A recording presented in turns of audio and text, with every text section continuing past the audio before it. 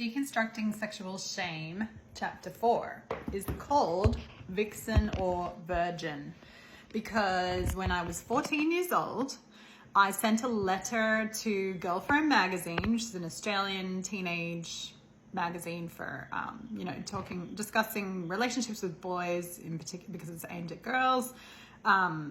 Makeup, talks about makeup, how to wear makeup, styles, clothing.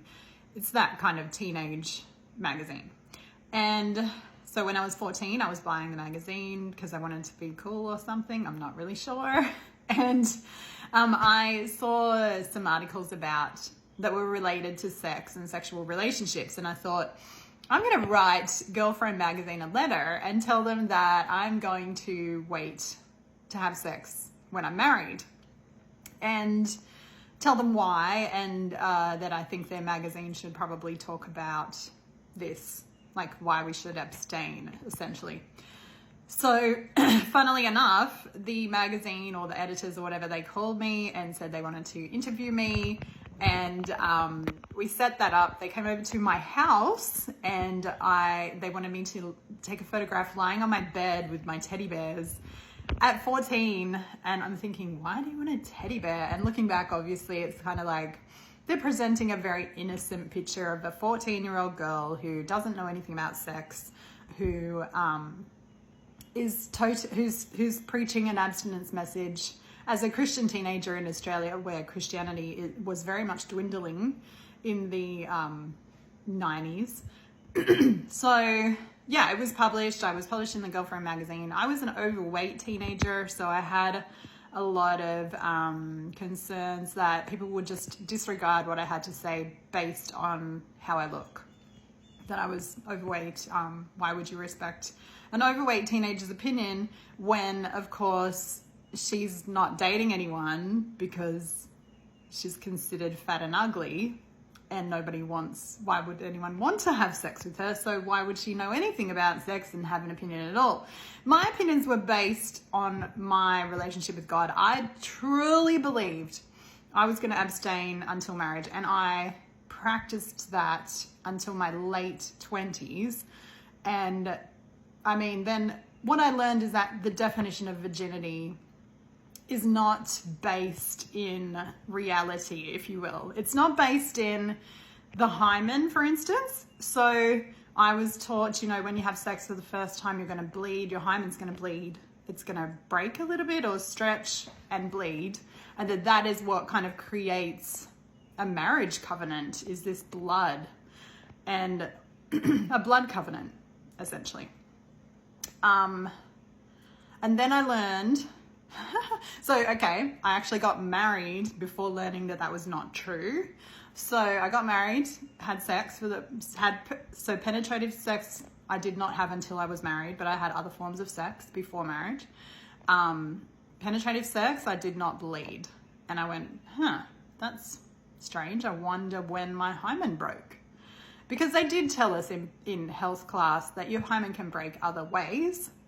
But they had this idea that everybody's hymen breaks in order to have sex, like that it's a physical virginity, a physical sign of virginity. And it wasn't until I was 40 years old that I learned that that's not true.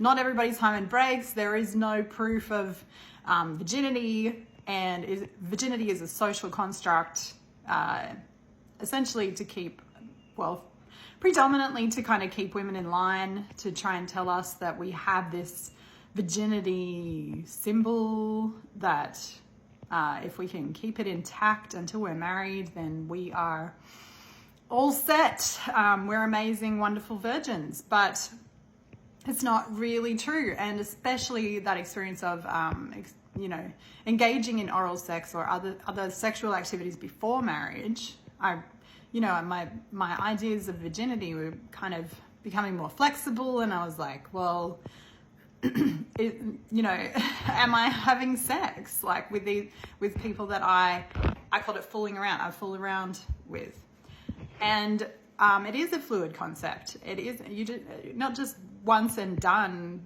I was a virgin and now I'm not. That's not how it works. Also, I discovered, in the Girlfriend magazine, one of the things that I said, of course, I was talking about how people can get pregnant with, unwanted pregnancies. People can contract STDs, because those were the hot topics of like why not to have sex is so that you don't get an STD, you don't get pregnant.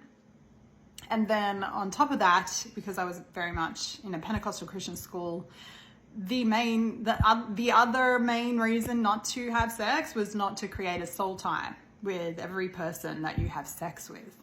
And it took me a long time to kind of deconstruct that concept of, do we have soul ties? Who do we have soul ties with? Do I need to break soul ties with every person I've ever had sex with?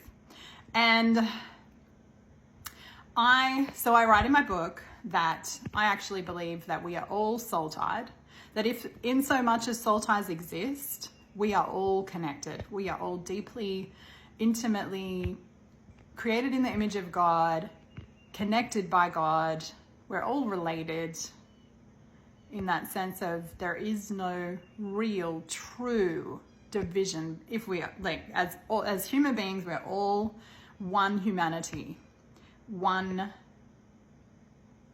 all very much interconnected.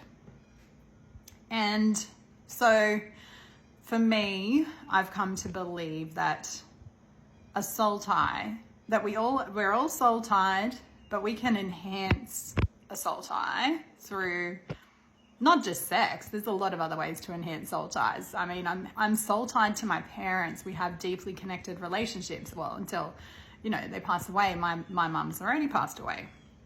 And my relationship with her has changed, but I would still say we're soul tied. And I'm still soul tied. I'm soul tied to my brothers and my sister, and even some of my in-laws. Like there's connections that improve with relationship, with time spent together, time lived in the same household, fighting, arguing, and also getting along, having fun together. These things connect us more deeply and enhance soul ties. You can also enhance abusive soul ties. I don't want to get into a lot of detail about that, but and I don't believe in kind of breaking soul ties with people who have hurt us, but I do believe in putting up boundaries so that we don't get repeatedly hurt.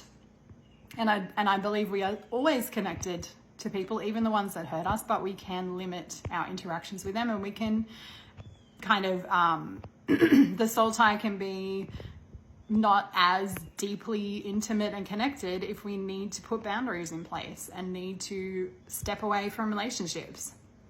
That is, we do what is in our best interest, essentially. That's what we do as human beings.